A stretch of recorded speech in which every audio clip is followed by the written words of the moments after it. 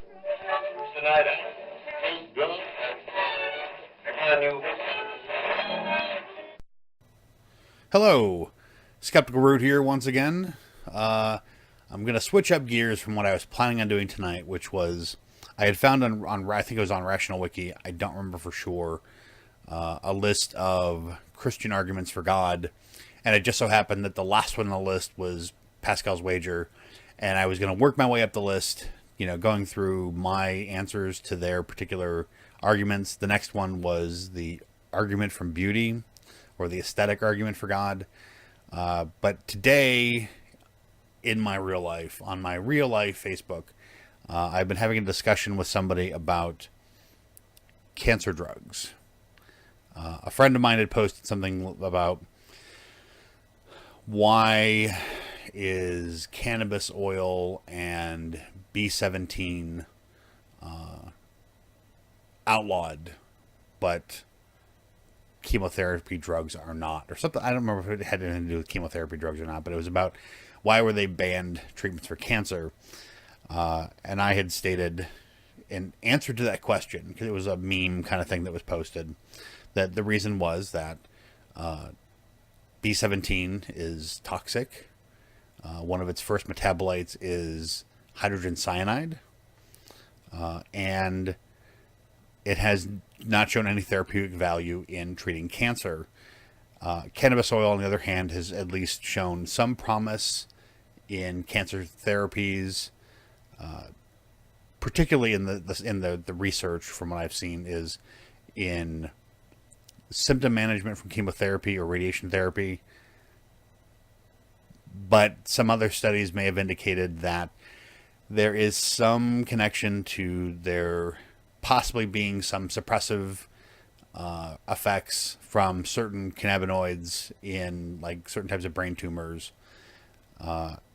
And I'm fully support further research into that. I had heard a rumor. I've actually seen it twice now on the internet. And I'm going to use my quote fingers here and saying legitimate websites. I think they were on Yahoo or something like that on their homepage or portal page about rumors that the FDA is talking about changing the schedule of cannabis from Schedule 1 to Schedule 2 nationwide, which is great news because it would essentially legalize medical marijuana in all 50 states. In states that don't have laws expressly prohibiting cannabis.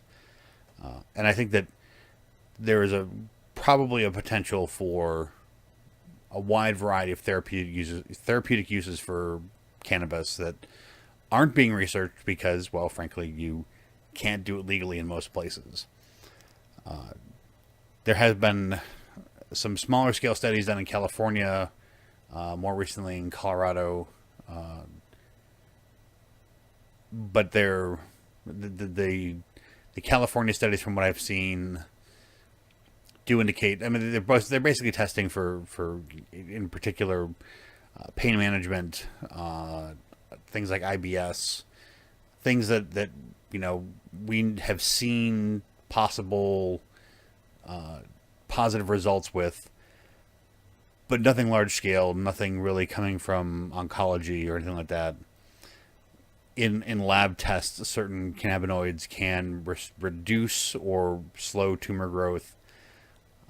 I don't know how far the science is going to go on that, but I do know that once it is a Schedule 2 drug instead of a Schedule 1 drug, be much more available to hospitals and universities and research facilities to research and see what other potential benefits there are from cannabis.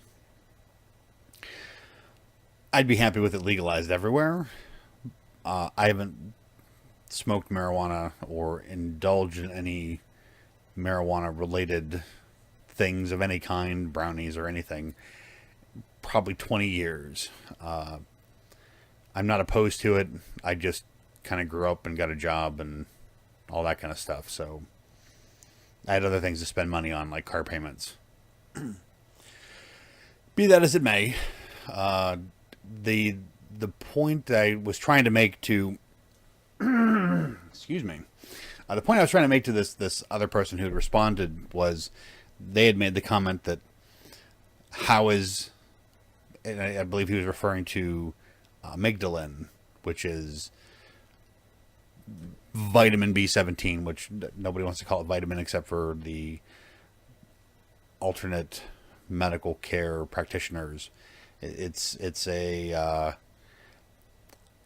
there is a synthetic version of the compound called Laetrile or Laetrile, which you can purchase in Mexico, Australia. They don't use it in cancer treatments in any of the hospitals, as far as I can tell, but it is available over the counter. It is a cyanogenic glycoside, and one of its first metabolites is hydrogen cyanide.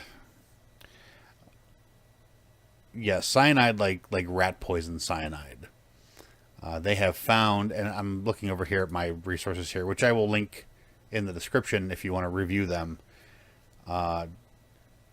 They have found that in a 1980 study, George W. Newton, Eric Schmidt, and Jerry P. Lewis, MD, along with all with the Department of Internal Medicine section of Hematology and Oncology, School of Medicine, Ruth Lawrence, MD, section of, well, you'll see it in the, I'm not going to read everybody, but just the abstracts from PubMed. Significant amounts of cyanide were released when amygdalin, or Laetrile, a cyanogenic glycoside, is given orally or intravenously to rats. The amount of cyanide liberated following oral administration is dependent on part on the bacterial flora of the gut that can be suppressed by antibiotic pretreatments of the animals. So they gave the animals antibiotics beforehand to kill off their gut bacteria. They got less cyanide. Bacteria from human feces likewise hydrolyze amygdalin with release of cyanide. Humans taking amygdalin orally in the hope of preventing cancer are likely to be exposed to levels of cyanide in excess of that associated with the development of tropical ataxic neuropathy in people of underdeveloped countries where food containing cyanogenic glycosides is a stable part of the diet. So taking this for cancer treatment will result basically in cyanide poisoning. That was from 1981, published 1981. Another study, which was originally published in 2011, updated in 2015. Laetrile is the name of synthetic compound. Is chemically related to amygdalin, a cyanogenic glycoside from the kernel of apricots, various other species of the genus Prunus.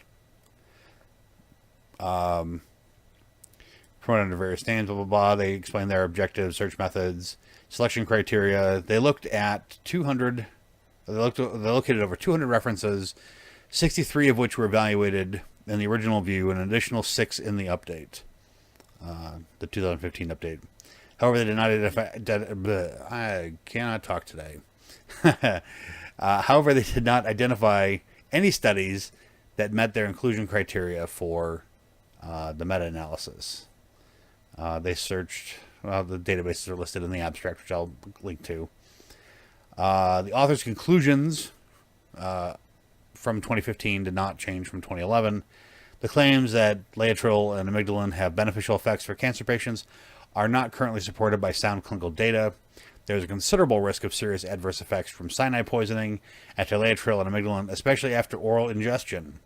The risk-benefits balance of Laetrile and amygdalin as a treatment for cancer is therefore unambiguously negative.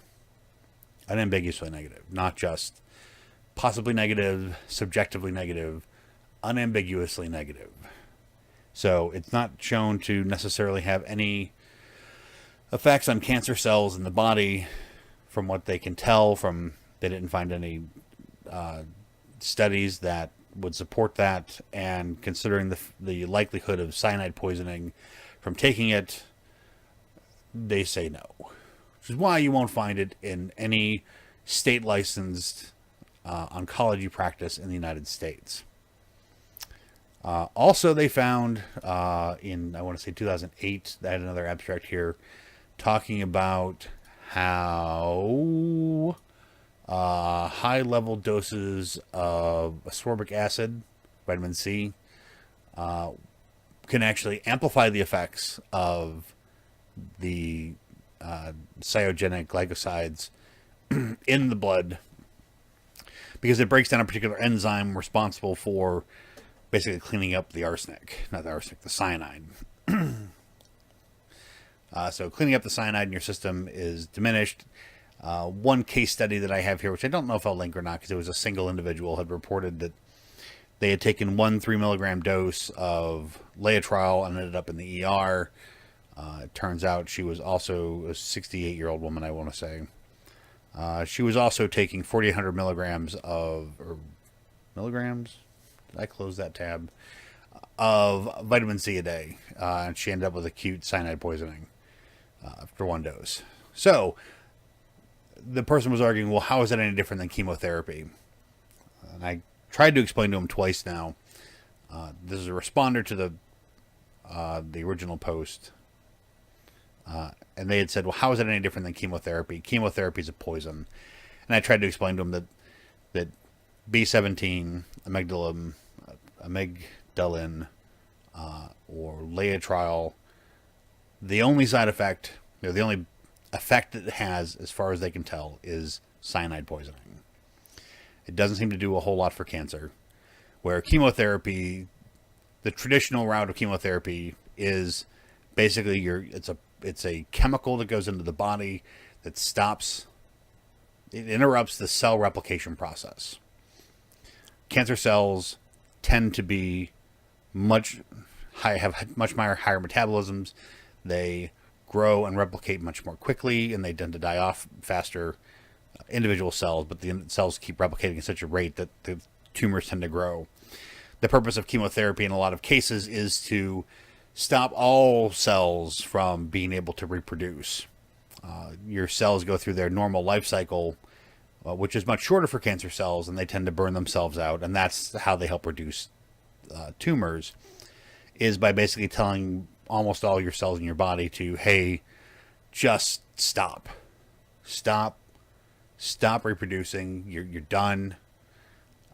And we try to hang on long enough for the tumor cells to burn themselves out before the rest of our normal cells die off, because our normal cells have a longer lifespan.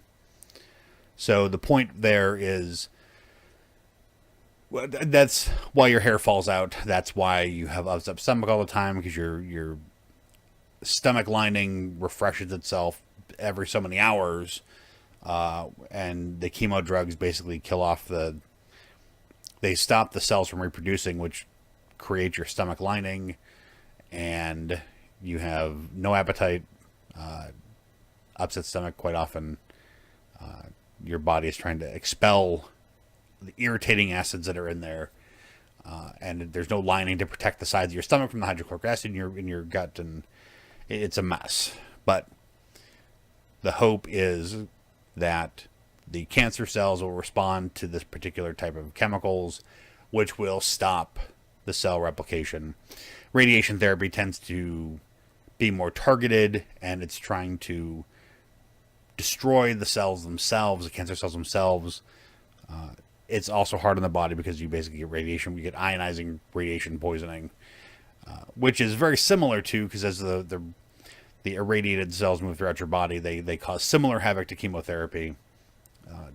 Different mechanisms, but the amygdalin or Laetrile or the cyanogenic glycoside compounds actually disrupt the mitochondria in your cells and basically turns them off. It essentially kills them. And that's where a lot of the problems come from, and the damage is permanent. Those cells are just dead. You end up killing off nerve tissues, things like that, which are more susceptible to cyanide poisoning because of how the carbon oxygen compounds bond. They turn them off and they don't turn back on. So if you ended up with nerve damage or any kind of neuropathy from it, it is very likely permanent. The best way to get past cyanide poisoning is to get it out of your system as quickly as possible, which there are ways to do that, with compounds that bond with the cyanide in your system. But that's the difference. Like I said, I'm all for research into cannabinoids and oncology and cannabinoids in any kind of field of research, But what we need is evidence. What we need is proof that these things actually do something. Currently, I don't see anything on PubMed really that talk about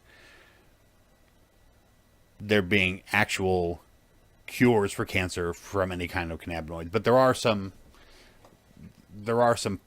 positive indicators in cannabis use in oncology, particularly for symptom suppression.